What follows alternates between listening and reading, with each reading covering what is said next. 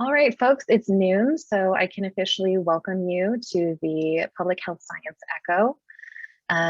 My name is Erin. My pronouns are they, them, and I am with Project Echo. So these sessions are for the public to have the opportunity to ask science-based questions for our public health team. For those of us joining on Zoom, questions may be entered into the Q&A feature. And for those of us joining on Facebook, please add your questions into the comment section and they'll be shared with our panelists. As a reminder, we do expect all participants to keep questions and comments on topic, to be considerate, and to use language that is respectful. So for that, I thank you. If your internet connection does not support audio, you may join us by calling the phone number we've entered into the comment box along with the meeting ID. Closed captioning is available as well. The closed captioning button is on the bottom of your Zoom screen and represented by an icon labeled CC. Thank you also to our captioner who's here with us today. I'd also like to note that the opinions expressed here in this session are those of the speakers and do not necessarily represent those of UAA, DHSS, or any of our ECHO sponsors. Our hub team should all be familiar faces by now, so in an effort to maximize our time together today, we'll go ahead without introductions up top and instead let our hub team members introduce themselves individually during the session when addressing questions. So without further ado, I'll hand it over to our hub team, Dr. Zink. Yeah, thank you so much, Erin and team, and thank you all for having us on here. Quickly, really appreciate you guys tuning in. We get a lot of great questions, and being able to come to this echo allows our whole team to be able to respond. We see questions popping in the chat box, so please keep putting them in there. As we're moving forward, we want to make sure we address it. And as mentioned, we're going to go through the slides a little bit quicker this time to have more room for your questions. We're going to try to do a rapid fire kind of near-ish to the end to try to get through as many questions quickly, with a little bit of cleanup time at the end as well, to be able to clarify any rapid fire questions that may need a little bit of additional explaining. So again, in an attempt to make sure that you all have the information you need as the public, we're going to try to change things up a bit. So with that, we're going to go through the slides here today. So where we're at overall with COVID. Here's a map. As you all may know, we changed to a daily reporting 5 days a week. Thank you to our EPI data and communications team. That definitely does take more work on the back end to get those out. But as we have been in this kind of acceleration phase for over 2 weeks now, we wanted to make sure that Alaskans had that. We got a lot of requests. We are going to be making some changes to the dashboard. So on this last one, you can see that we have boroughs and regions. And as many of you have become familiar with, we've had 3 colors, kind of the yellow, red, and orange. Starting next week, we're going to be making a change to a more nuance. So instead of the behavioral health regions, we'll be going in general by by census and borough region. There are a couple borough census regions that are less than 1,000 people. And so those will be combined into one region with a neighboring borough, really to protect personal identification. Much like the CDCs, we're going to be moving to a 4-color, this kind of blue, yellow, kind of an orange and red level instead of just the 3 levels that we talked about previously. And this will be a 7-day average instead of a 14-day average. This is not directly taken from the CDC's data, so there's some differences. The CDC's data has slightly different geographic regions.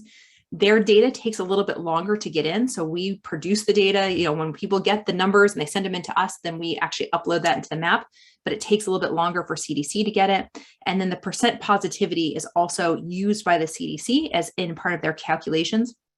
The percent positivity can vary a lot in our state, particularly in our rural regions.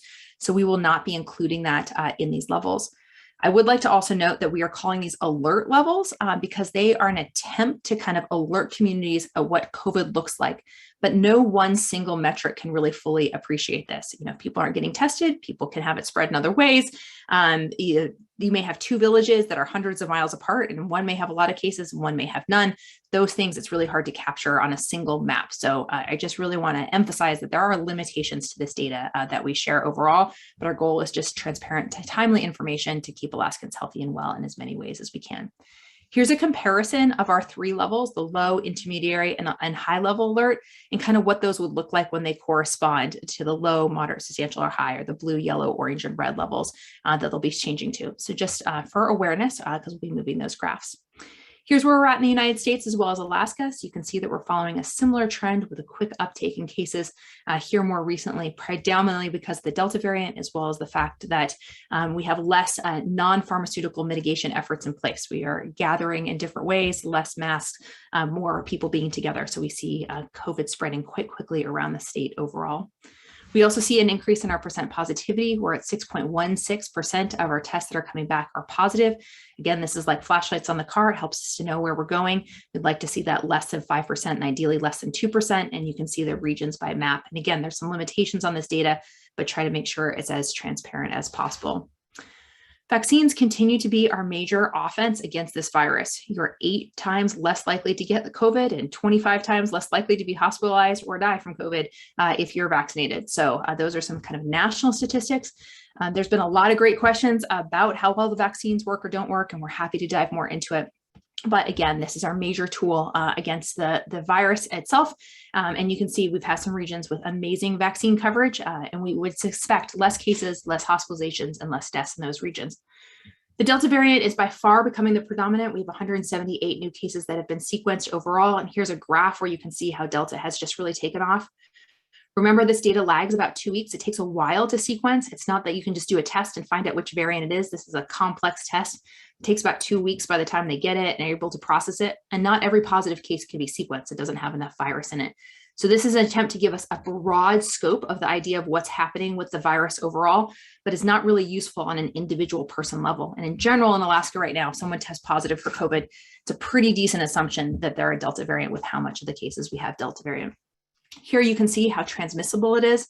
So comparing it to other diseases, influenza, one person gives it to about 1 and 1.5 with that R0 value of about 1.3 versus this Delta variant, we're moving up to much more like the chickenpox and its ability to spread from person to person. And so that R0 value is more between 5 to 8, yet much more lethal than something like the chickenpox. So it is because of how transmissible this virus is becoming that we're really seeing this increase in cases here recently. Remembering that these vaccines are not only safe, but they are effective at really these severe hospitalizations and deaths and remain so, and we'll continue to follow this closely.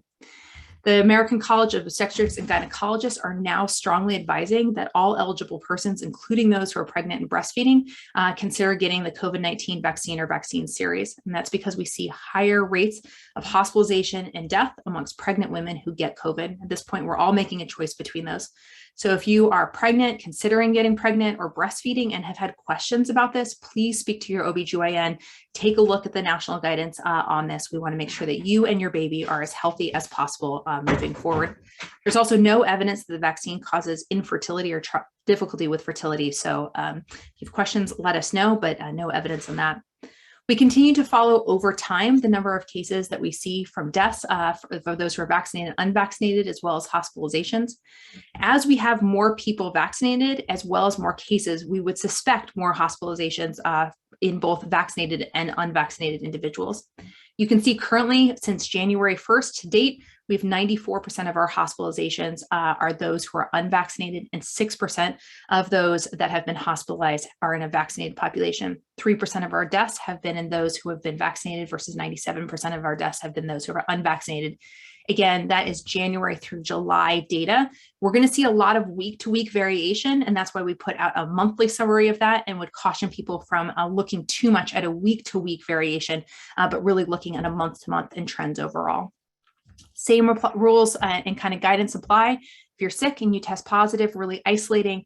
If you're a close contact with someone who has COVID-19, you really need to quarantine and be away from others if you're not vaccinated. If you are vaccinated, monitoring your symptoms for 14 days, and please consider getting tested between days 3 to 5 to see if you have accidentally picked up the virus, even though you may not have symptoms.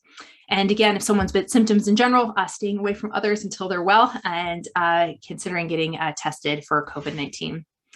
There's been a lot of questions about PCR testing. The FDA is not withdrawing an EUA for PCR testing. So there's been a lot of misinformation about that. What they are doing is they are no longer supplying their own assay because there's many that are commercially available. PCR continues to be a highly reliable and useful test for many diseases, including COVID-19. And it is a tool that we use in the state. We also use lots of other tools to be able to identify if someone has COVID-19. PCR in this state can be a little bit more challenging than other states because it can take a while to get that swab to a machine that can run the PCR test. And so we have been doing more molecular-based tests, including things like the Abbott Now machines, those kind of rapid tests across the state, and Binax Now cards, which are an antigen test. So it really depends on kind of your location. And the type of testing and availability honestly changes week to week. There's hundreds of tests now, EUA approved and full FDA approval, depending on commercial availability, where outbreaks are happening, and options that are available. Lots of questions are coming about schools. There is now a guidance on the school district, or excuse me, on the DEED website, the Start Strong program. Really, we know that kids don't do as well at home for learning, and really want to do everything we can to support kids being in person this year.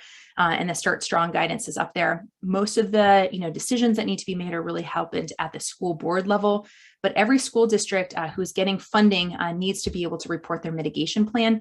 This is a federal requirement, and you can click on their website and see the mitigation plan for your community. There is a large variety of mitigation plans across the state based on the different school boards.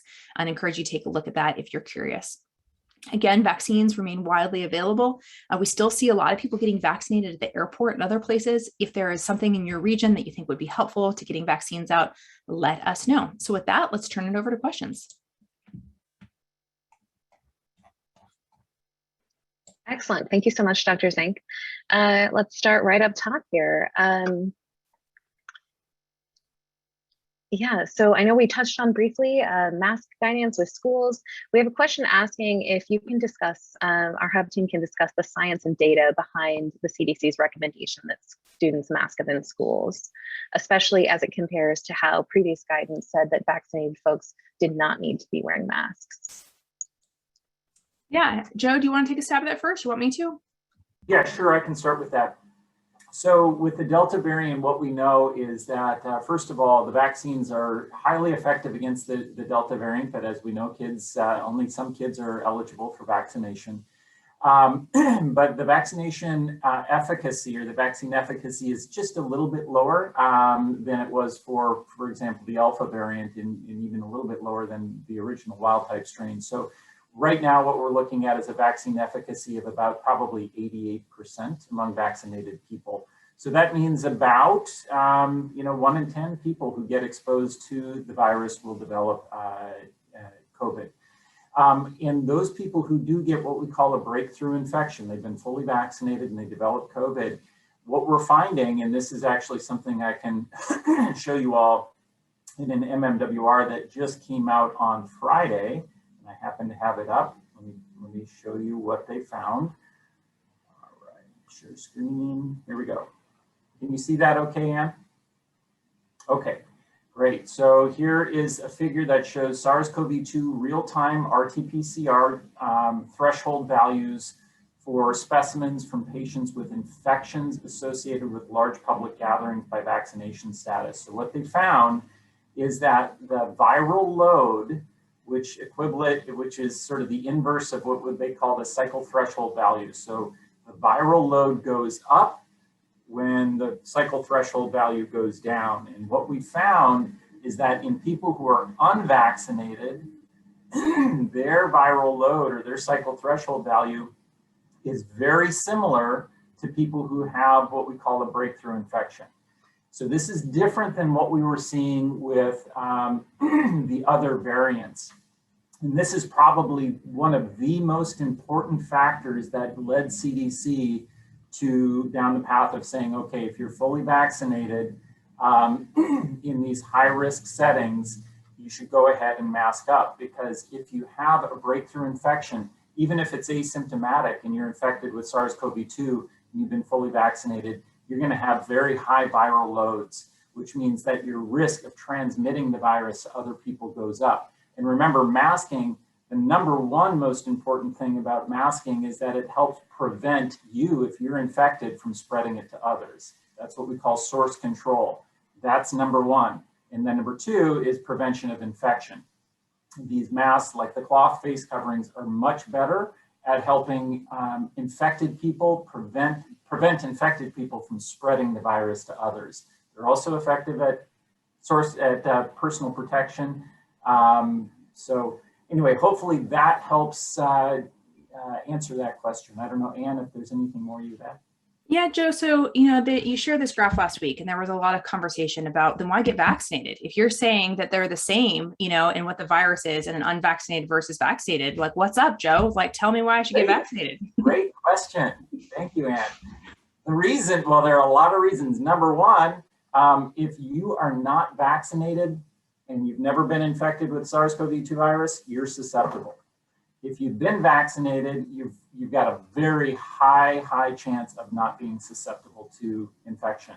So remember, we said with the Pfizer vaccine, and probably the same is true for Moderna, about 88% effective at preventing COVID.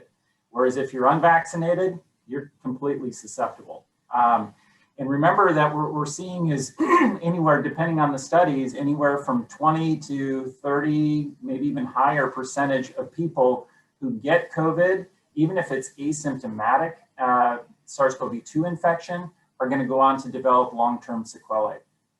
So that's called long COVID. High proportion of people who have long COVID, especially even if they have mild to moderate illness, and a small proportion of people who have asymptomatic infection will have long-term consequences potentially as well.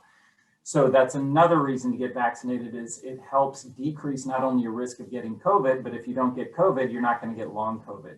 And then, of course, the vaccines are most effective at preventing hospitalization and death. And so one statistic that's been relayed by CDC and others is that if you're vaccinated, your risk of infection goes down by about 8-fold.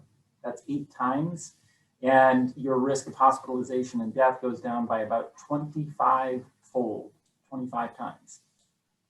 So Joe, thanks for sharing that. The way I like to think about it is if I'm vaccinated, it's less likely I end up on Joe's graph. Like, it's less likely that I will be a vaccine breakthrough case, because when my body sees the virus, it already has the head start on how to take it down, and it will take it down before it starts to replicate enough for me to turn positive. If I do end up on Joe's graph and I'm a vaccine breakthrough case, I'm less likely to visit Dr. Rabinowitz in the hospital and end up being hospitalized in the ER. So it's for those 2 reasons. So looking at just that graph alone is only one piece of the picture, but it is an important piece of the picture, and why they're now recommending, when we've got COVID rapidly transmitting in a community, that we mask indoors when we're around other people, and particularly in regions where we can't have people fully vaccinated, such as our children. And that's why they're recommending masking in for school. So anyway, we spent a while on that question, but I think there was a lot of confusion about that last week. And we just wanted to make sure that we kind of circled back around and addressed it from a whole perspective. Thanks. And Anne, I don't know if you have that graph available from San Diego that you've been showing, but that is really a telling graph of cases by vaccination versus unvaccination status. Yeah, I'll share that right now. Thanks, Joe. So welcome to my email inbox, but here it is. Can you see that okay, Joe? Great. So here you can see, this is from San Diego's data. And so here you can see, as cases picked up, they saw an increase of people being hospitalized, both in the fully vaccinated and those who are not vaccinated. But you can see this rate of growth is much faster in those who are not fully vaccinated. So we see a lot more hospitalizations in those not fully vaccinated compared to those who are fully vaccinated. So we get a lot of COVID spreading. We're going to get more people who get COVID, which will result in more hospitalizations. But you can see that these are growing at different rates. And so again, this is not Alaska data. We are looking at our data to help visualize this a little bit better, since we put this out in the weekly and there's a lot of misinterpretation about what those weekly numbers look like. But I thought this was a useful way to think about the data. And there's no reason to suspect our data would be different than San Diego's data in really looking at vaccine breakthrough cases, as they're really predominantly seeing Delta as well. Thanks. Thank you so much, Hub Team. So question here asking if you all can discuss any recent changes to the state's approach in getting more Alaskans vaccinated. Yeah, Matt, you want to hit that one up? Yeah, absolutely. I'm happy to talk about our efforts towards getting folks vaccinated. So as we mentioned before, we have our Sleeves Up for Summer campaign that's happening right now. We continue to add events to the calendar. Upcoming events include Salmon Fest 2021 and the Alaska State Fair, which we're excited about.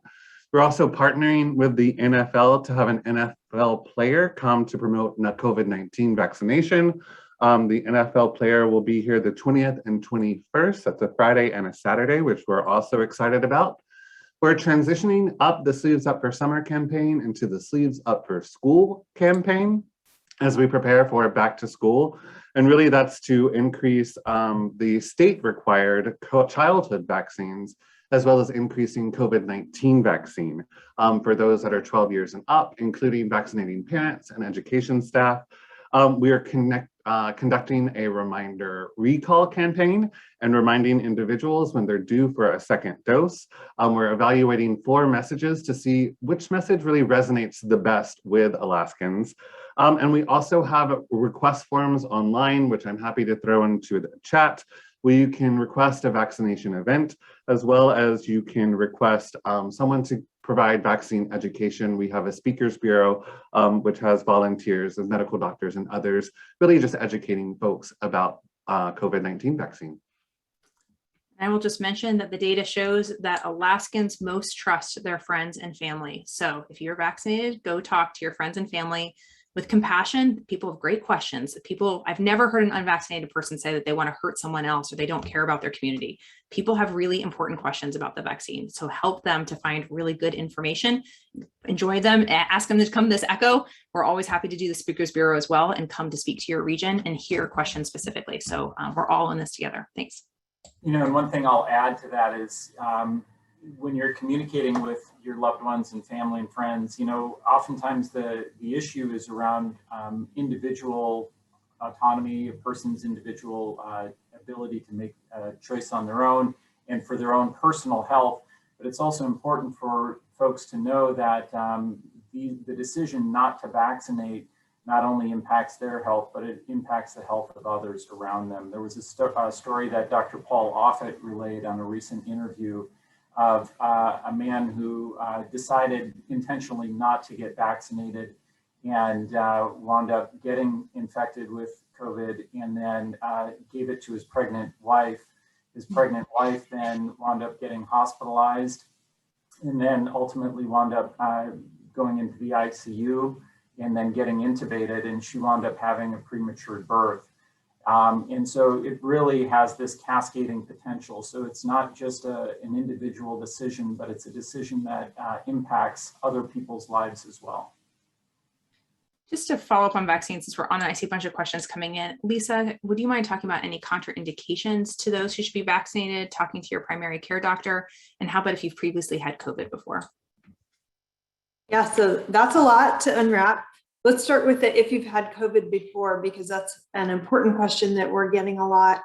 We are definitely recommending, even if you've had the COVID infection, to please go ahead and get vaccinated.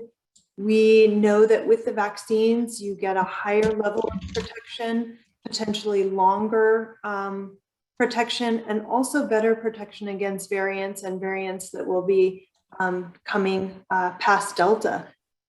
We know that after you get an infection, you do have pretty decent immunity for at least 90 days. So if you want to wait those 90 days before getting vaccinated, that's fine. I would encourage you to consider it right after you get out of quarantine or isolation and your symptoms have resolved, please get vaccinated. A reminder to people, please get both doses of your mRNA vaccines.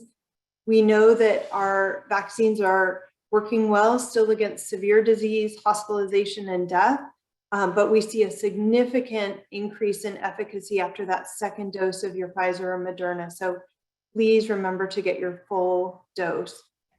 In terms of contraindications, there's not many. If you've had a severe allergic reaction or anaphylaxis to your first dose of your vaccine, for Pfizer or Moderna, then we're going to ask you to hold on getting your second dose. And in some cases, it's still possible. And we use our skilled colleagues in allergy and immunology, such as Dr. Demain, to kind of talk through these cases. If you've had a severe allergic reaction to one of the ingredients in the vaccine, we also want to consider you for the vaccine. But again, it is a contraindication if you've had a severe allergic reaction to something such as PEG in the vaccine. Granted, these are extremely rare. There's not a lot of ingredients in these vaccines, and so we really want to encourage people to get vaccinated. You had one more on your list, Anne, for that? No, that was basically it. And I guess I would just add, talking to your primary care doctor, myth that I hear all the time is I'm too sick to get it. I have bad COPD. I have heart disease. You are the perfect person to get vaccinated. Do not let those things dissuade you. Please consider getting vaccinated. I have asthma. I have food allergies. Those are not contraindications to getting the vaccine. I'm immunocompromised and I'm worried that it will give me COVID. Again, this is not a live virus and it can't give you COVID. Those are other contraindications. This is going to mean that I'm going to need a bunch of days off work because I'm not going to feel well. Well, people may develop a fever or develop a sore arm. That is definitely the minority of people, and most people are able to go to work just fine. And getting COVID, you could be out much longer. And so putting that into perspective. So if you haven't made the time to do it, now is the time to do it as Delta is spreading. So those are some of the things I hear from the public on a regular basis on some perceived contraindications. And again, always talk to your primary care provider. Dr. Demain, as mentioned, is on here and helps us to answer allergy and immunology questions. And sees patients regularly when we're like, I don't know, is this a contraindication? What would you recommend here? So Dr. Demain, anything else that you see on a really regular basis that you'd highlight? Yeah, I would like to emphasize the fact that patients can have an immediate reaction, but most of the time that is not a true anaphylactic reaction. If there's concern that it is, we have the ability to test. And I'll say that the majority of the patients that had any immediate type symptoms have gone on to get the second vaccine and done well. And literature has reported that most patients that have had non-anaphylactic immediate reactions, they actually have less reaction or no reaction on their second vaccine. So if there's a concern that could this have been anaphylaxis, or could this be a true allergy to one of the components like polyethylene glycol, having the patient evaluated, I think could be important. And understand the majority of those are going to be able to get that second vaccine. So we certainly encourage that whenever we can. And it's only been the very minority of patients that have not been able to get the second vaccine. And in that minority of patients, they can actually get a different vaccine that doesn't have polyethylene glycol. So that was early on approved by the CDC in that circumstance. So there are alternatives available as well. And this is Joe. I just want to underscore what Ann said. If you have these other conditions like COPD or asthma or whatever, and you're shying away from the vaccine because you have these underlying conditions, as she said, if you have those underlying conditions, you are at increased risk for hospitalization and death from COVID. That's the bottom line. You should get vaccinated. And to elaborate on what Dr. Demain just said, we have 3 vaccines, and all of them kind of have a little bit different ingredients. So even if somebody does have a true anaphylactic reaction to polyethylene glycol, Johnson & Johnson doesn't have polyethylene glycol. So, based on that, even if someone does have an anaphylactic reaction to an ingredient, they probably can get one of the 3. If I can add one more point, the number one question that we get probably is exactly what Joe and Anna both mentioned, and that is patients that have immunosuppression or immunodeficiency. They have concerns that are they too sick, or are they vulnerable to get the vaccine? And I wanted to just re-emphasize the fact that those patients that have underlying comorbidities or underlying medical conditions are at the most risk if they don't get the vaccine. So again, that's very, very important. Yeah, and I want to also underscore that Dr. Demain does not work for the health department. He's a practicing allergist immunologist. So if you don't trust the health department for some reason, Dr. Demain doesn't work for us. So we're all trying to provide the information, the best information we possibly can. All right, thank you so much, team. Really comprehensive answers that I know a lot of folks have. Question here about newborns and infants and their vulnerability with COVID, especially with the increased transmissibility of Delta variant. If you could speak to that, and then also expression here of concern about pregnant folks getting the vaccine and any guidance on that to benefit our pregnant people benefiting from vaccination and their infants as well. Thanks. Go for it, Lisa. Yeah, I can start with that. So Talking about newborns and infants in terms of COVID infection, when babies are first born, they have a pretty immature immune system. So they're really reliant on mom's immune system, and that immune protection gets passed through the bloodstream. And especially respiratory infections are a big risk for newborns. They're just more prone to those. So with COVID circulating, it's definitely a concern. We now have great data showing that if a pregnant woman chooses to get vaccinated, that immune protection is passed through the baby, through the bloodstream, and also through breast milk. And so we have a couple of great ways to protect these newborns. As Dr. Zink mentioned, the American College of OBGYN came out with a stronger statement this last week saying, we recommend that women get vaccinated when they're pregnant or breastfeeding. There's another question in the chat that said, did DHSS recommend women not speaking with their clinician because it could be a barrier? And that's definitely not something we would recommend. We always recommend shared decision-making with your provider. Your provider's your trusted health professional, knows your medical history. So that's the best resource you have. And these are complicated questions and topics to talk through. And if you feel more comfortable speaking with your provider, definitely do that. Is that a requirement to get vaccinated? It is not, but we always do recommend that.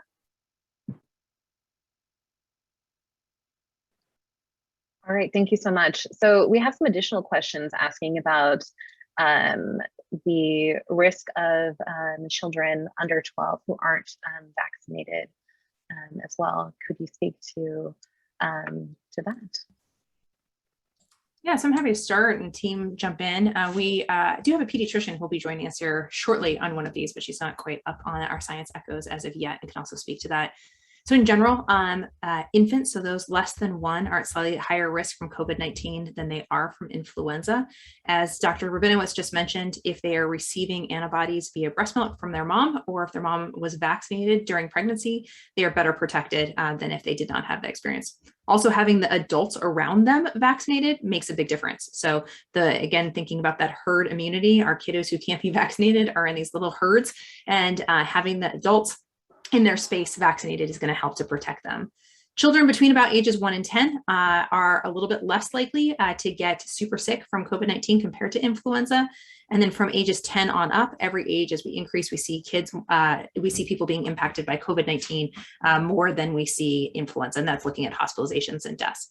I think that there has been a false narrative that kids are not impacted by this disease. And so while we know that they do not get as sick as older people, they're less likely to be hospitalized. Currently in the state of Alaska, about 1% of all of our hospitalizations have been in people less than 17. That being said, some have been very sick and some have been in the ICU. The other thing is our kiddos live with parents and communities. There was a devastating MMWR that talked about 120,000 children in the country have lost their primary caregiver secondary to COVID-19, and that impacts kids, impacts their mental health, it impacts their physical health in many different ways as well. So I think we always need to be talking about kids in terms of the larger context in which they live and work and breathe, and doing what we can to protect them, which right now means everyone 12 and above considering getting vaccinated, people who are pregnant, breastfeeding, getting pregnant to protect those kids, and then all of us doing what we can to decrease the transmission so that we don't have COVID going around and they aren't impacted in the same sort of way. So a couple thoughts on kids. Others? Yeah, a couple more things to consider. We are learning a lot more about long COVID, and we're not sure yet how that's going to affect children moving forward. Kids aren't able to tell us all their symptoms. They can't tell us they're fatigued, 6 months out. So we're continuing to assess that. And I think with this Delta variant, we're seeing an increase in hospitalizations, and we're just not sure how many long-term effects kids will have from this. The other thing to consider is MISC, and we've talked about that on prior Science Echoes. That's an inflammatory condition that will affect children and adults, but in kids, it can be pretty devastating and affect all of their organs. Many of those kids end up for prolonged stays in the ICU. We have had cases of MISC in Alaska. Thankfully, at this point, we have not had a death from MISC, but another consideration for COVID infection in the youngsters.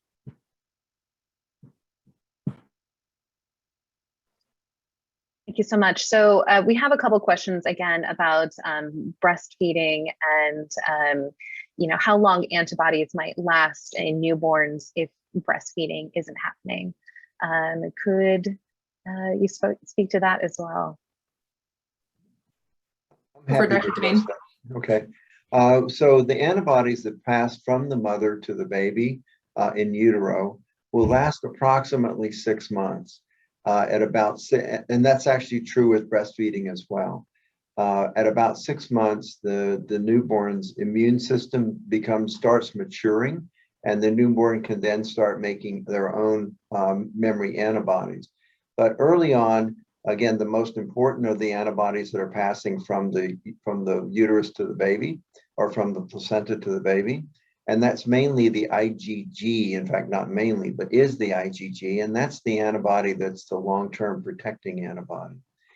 Breast milk also contains IgG. So we do know that feeding a child through breast is going to provide some immune protection as well. But to about 6 months is where we see the real benefit. Beyond 6 months, there's question as to whether there's continued immune benefit. But again, we encourage breastfeeding for as long as mother is comfortable, and that's a personal decision. But we certainly encourage that they breastfeed until at least 6 months of age.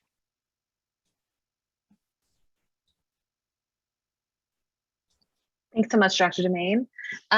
Dr. Cutchins, I have a question here that I think you'd flagged for yourself to answer that asks, what is the most effective method to educate the unvaccinated due to religious belief? So thanks. I've done a lot of work with faith communities and religious leaders around the state. First thing I really remind everyone is there are no fetal tissue, there's no cells in any of these vaccines. I think that's a really common myth that really strikes home with a lot of our faith communities. There's a complete list of ingredients you can find online. Another thing that I would highly recommend is earlier on it was mentioned for the Speakers Bureau. If your church or your religious group or any of that is really having a lot of conversations for religious reasons, I highly encourage to request a Speakers Bureau speaker, and because a lot of those really are better addressed one-on-one. So if there's anyone in your group that is a healthcare provider, encouraging them to speak to the group as well. I don't know if anyone else has anything to add to that. There's a lot of great articles out there about talking about vaccines and hesitancy and the reasons. And I would echo Coleman's comment. We can never get through all the questions. And so our groups are happy to come in smaller groups to come speak to a religious group, to offer vaccines there, or to answer specific questions, because people have very different and very good questions that we want to make sure get addressed. The other thing I would just add is really focusing on the altruistic aspects of vaccination. Making that personal decision to get vaccinated is a very altruistic decision when you look at the potential for decreasing the spread of COVID to others in your family, your community, your church. So that would be another point that I think would really resonate with some folks. I will add to that. I spoke to my church. They invited me.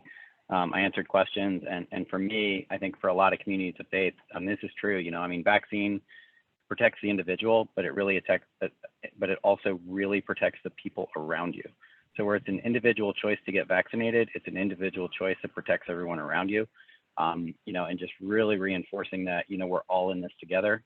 The other people aren't the enemy, the virus is. So the virus doesn't know who we are, what we do. The virus is just kind of this blind pathogen that goes out there, and it doesn't know what we do, who we are, but protecting all of us is a choice we all can make. All right, well said. Dr. Cutchins, another question for you. We have a parent asking about the efficacy of different types of tests, specifically rapid tests, and are they sufficient, or should they be waiting for the other ones? Thanks. So for tests, there's really 3 types we talk about. 2 of them are diagnostic tests. That means they can tell you if you have COVID. They're a swab in the nose, in the mouth, a a sample from saliva. The two types of those we talk about are molecular, that look for the genetic material of the virus, and antigen that look at surface proteins on the virus. Molecular tests can be rapid or they can be sent to lab. Molecular test, if you are someone who has symptoms and it's negative, is really, if it's positive, you have COVID. There's no false positives with that. On a rapid antigen test, if you have symptoms and it's positive, you have COVID. Those are very good performing. However, on an antigen test, if you have symptoms and it's negative, you need to do the other type of test, molecular. That is addressed in our state testing guidance.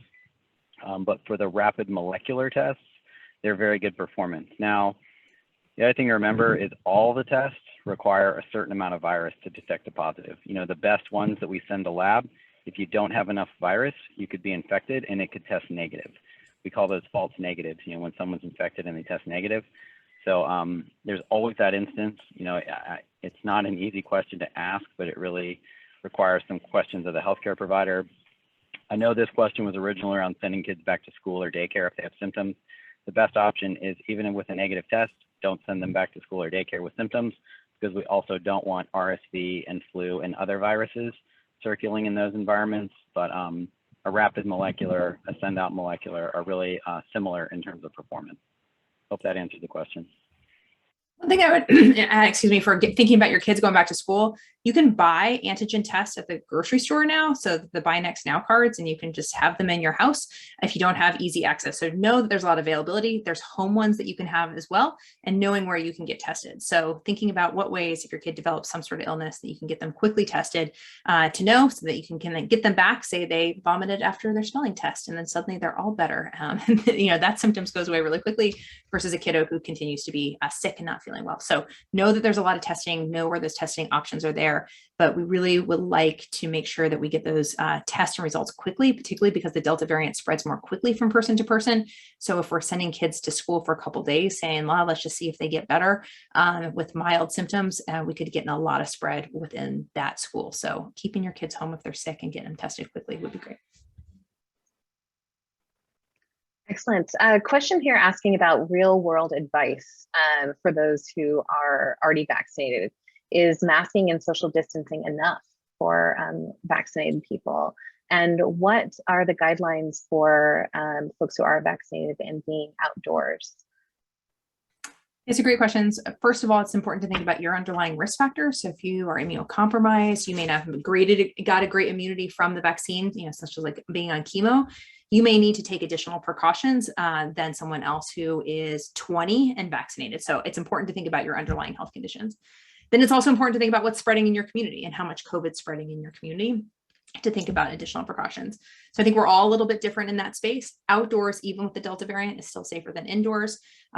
We've shared this before, and team chime in and share what you do. I have moved back to masking when I'm in indoor spaces with people I don't know, like the grocery store, things like that. And I've moved back to outdoor eating. There's a lot of restaurants that have done a great job of setting outdoor stuff. It's been kind of like a little fun game, but thinking about what ways you can eat outside just so you can be safely enjoying food without having to be in space with other places. So a couple real world things. Other people with their tips and tricks at this point? Another thing is there are a lot of gatherings, Salmon Fest, different things that are happening in Alaska right now. One thing you can do if you want to go and listen to the music, but you're concerned about being in sort of a real crowded, dense environment, even though it is outdoors, that transmission can occur if you're kind of face to face with somebody and music's loud and you're talking loud, there's a lot of spray happening. You can just kind of be distanced from the music and stay away from the dense crowd and, have a little bit more distance between you and whoever it is you're chatting with. So that's another strategy you can look at. To circle on a couple of the other questions, there's been a lot of questions in the chat box about masking. So if you are going to go to that concert, and be around others, that a well-fitting mask that covers your nose and mouth, as well as something that's multi-layered, is going to provide both the best protection for you and for others. So there's a lot of brands out there, a lot of options out there, but you want to make sure it's well-fitting, multi-layered, and covers your nose and mouth. So a couple of comments about masking.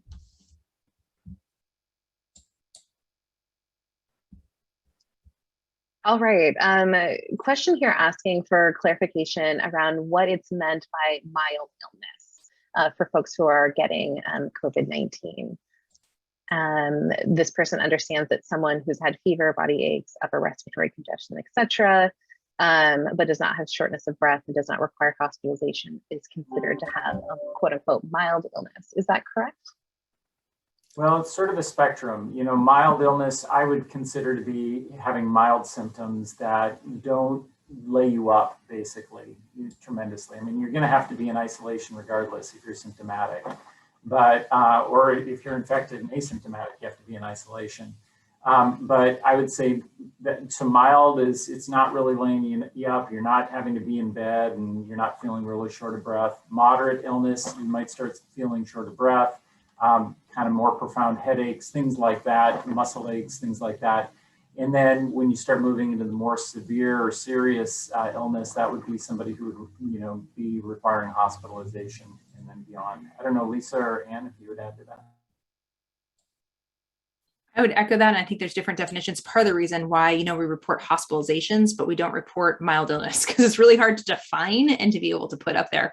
And so everything that there's limitations in the definitions. We struggle with this all the time with everything from risk to percent positivity to illness overall. But as you mentioned, you know, we see, Lisa and I see people all the time in the ER who come in, we discharge home, but man, they look miserable and they are not feeling well and they are not going to work. And they are like, man, I do not want this ever again. This is no fun. But that would still be a fairly mild illness from our like reporting. They're not being hospitalized. Lisa?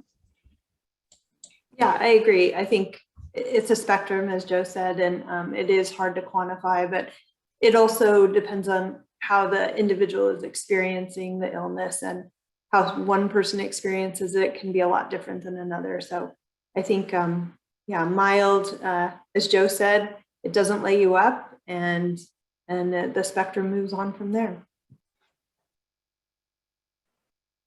All right, thanks so much, Hub team. We have a question here asking about isolation and quarantine periods after exposure, particularly with the Delta variant. Is that any different than previous guidance?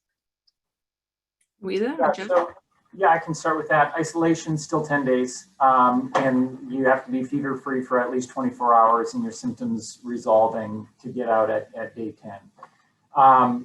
Quarantine, if you're fully vaccinated, you don't need to quarantine if you're a close contact or confirmed case. However, CDC's most recent update in their guidance says that you should be masked for 14 days after your exposure to a confirmed case. You can shorten that mask duration to 3 to 5 days if you get a test between day 3 and 5 and it's negative. So definitely mask up if you're fully vaccinated and you've been exposed. Ideally get a test between day 3 and 5. If that test is negative, you're good to go, but continue to monitor for symptoms for the full 14 days. If the test is positive, obviously you have to go into isolation. For people who are unvaccinated, they do need to quarantine if they've been exposed.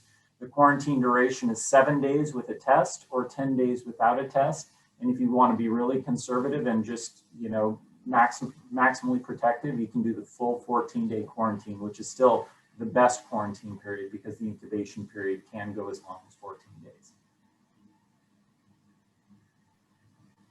Thanks so much, Dr. McLaughlin.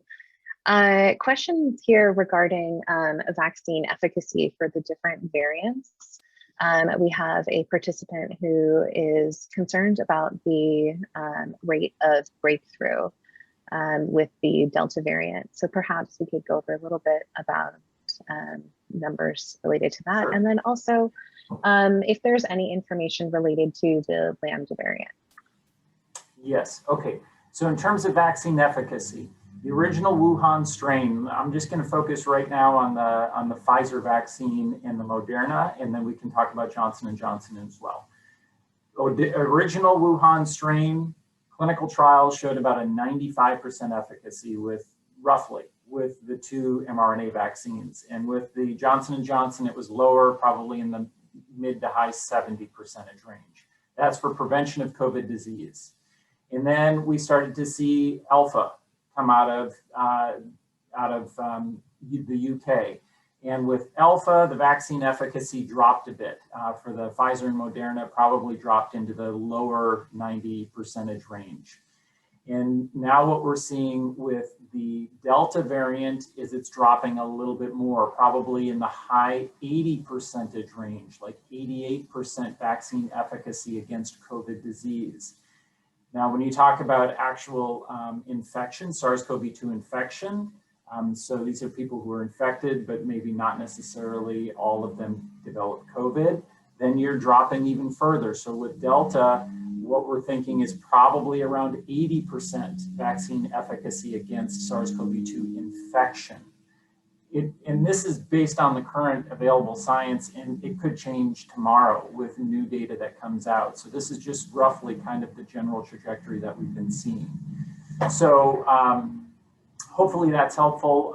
In the Johnson & Johnson and the AstraZeneca vaccines have lower vaccine efficacy against the Delta as well. So then I don't know what they're dropping down to. I haven't seen the recent, AstraZeneca, I think I've seen in the low 70s to high 60% vaccine efficacy. I haven't seen really great studies for Johnson & Johnson.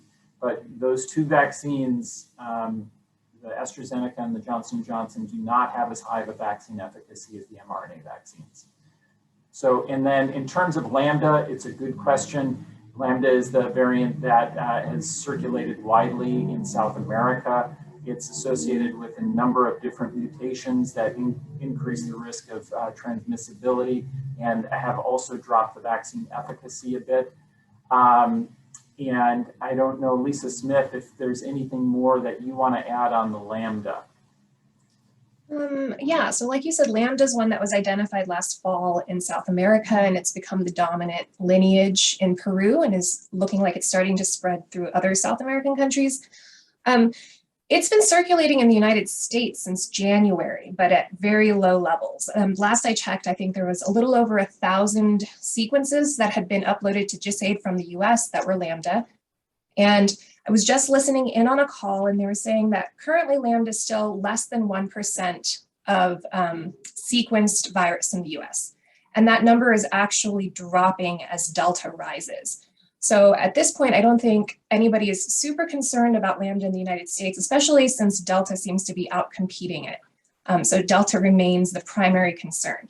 I did see that there was a study that came out of NYU last month that said that while there was some decrease in vaccine efficacy against Lambda, that both mRNA vaccines still produced enough antibody to sufficiently cover you in the event of a Lambda infection. Great, thank you, Lisa. I also want to underscore that all three of the vaccines that are EUA authorized in the United States are still very highly effective at preventing hospitalization and death, including against Delta in the 90% range, certainly for the mRNAs, and Johnson & Johnson probably in at least the high 80% range.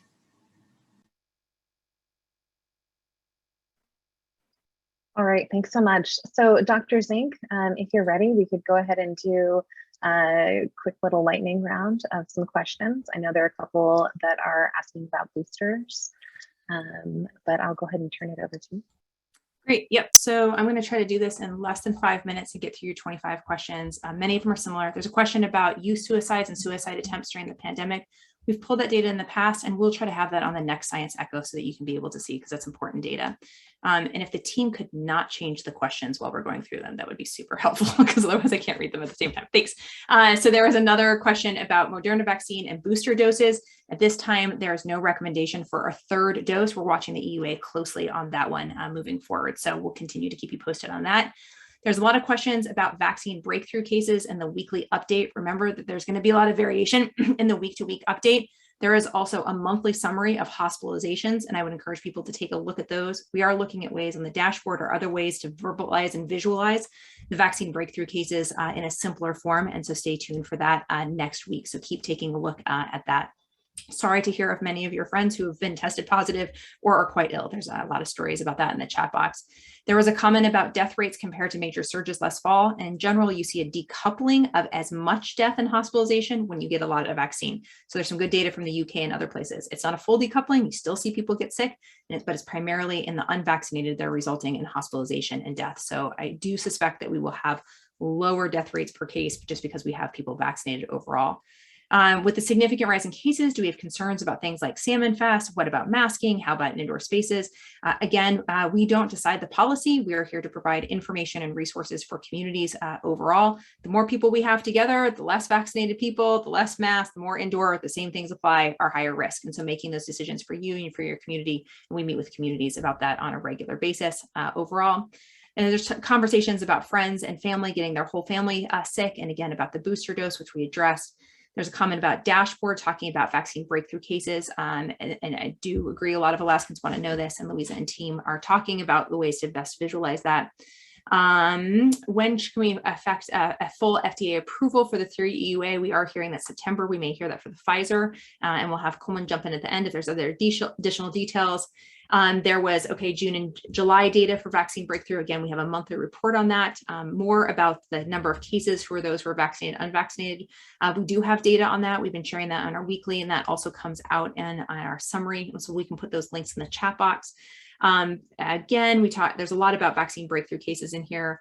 There's a comment about kids yelling, touching, and talking in masks. I would point people to real world experiences with masking, particularly out of the MMWR from Utah, where it really looks that kids wearing masks really decrease the transmission. And we have no reason to think that kids in Utah touch their face less than kids in Alaska. So we have a lot of real world data where masks did really decrease the transmission associated with COVID and kept kids in school. How are people getting COVID in outdoor places? Yes, but it is less likely than indoor places. So it is a risk. It's not zero risk. Can you talk about vaccine for those who have had COVID versus those who have had natural infection? Again, as Lisa had mentioned earlier, the vaccine likely provides better protection than natural infection alone. It also provides protection with less chance of dying or being hospitalized if you get it. That's the big bonus of getting vaccinated, to get some protection. The other thing is people's natural protection does vary based on the individual person, and we don't have a perfect marker for protection. There's a lot of comments about the challenges of wearing masks. And again, finding a well-fitting, comfortable face mask. Those of us in healthcare wear them all day, all the time. And many kids do it no problem, as well as others. So just try to find a good one that fits you overall.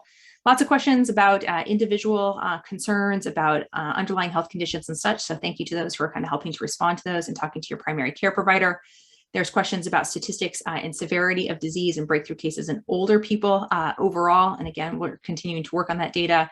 And then there was a comment about clear face shields. Yeah, again, those don't work as well as a mask in general. You want something that's close and well-fitting.